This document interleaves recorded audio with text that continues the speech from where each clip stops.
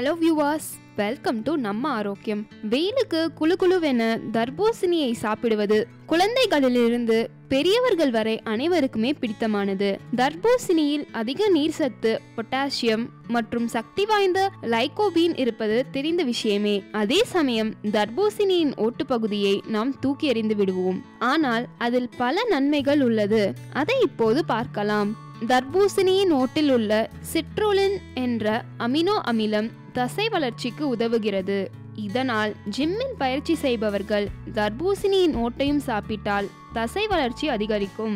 தர்பூசணியின் தோலில் நார்ச்சத்து உள்ளது. கடின உப்புகளை நீர்க்க செய்து வெளியேற்றிவிடும்.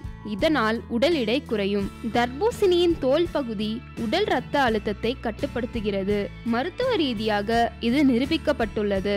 சிறுநீரகத்தின் பாரத்தை தர்பூசணியின் தோல் பகுதி குறைக்கிறது என தெரியுமா?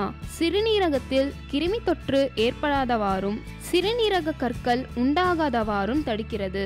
தர்பூசணியின் ஓட்டில் உள்ள சக்தி வாய்ந்த லைகோபென் ஆன்டி ஆக்சிடென்ட் பல்வித புற்றுநோய்கள் வராமல் தடுக்கிறது. குறிப்பாக ஆண்களை பாதிக்கும் புரோஸ்டேட் கேன்சர் வராமல் தர்பூசணியின் தோல் பகுதி காக்கிறது. மேலும் இது போன்ற பயனுள்ள குறிப்புகளை பெற நம்ம ஆரோக்கியம் சேனலை சப்ஸ்கிரைப் செய்யுங்க.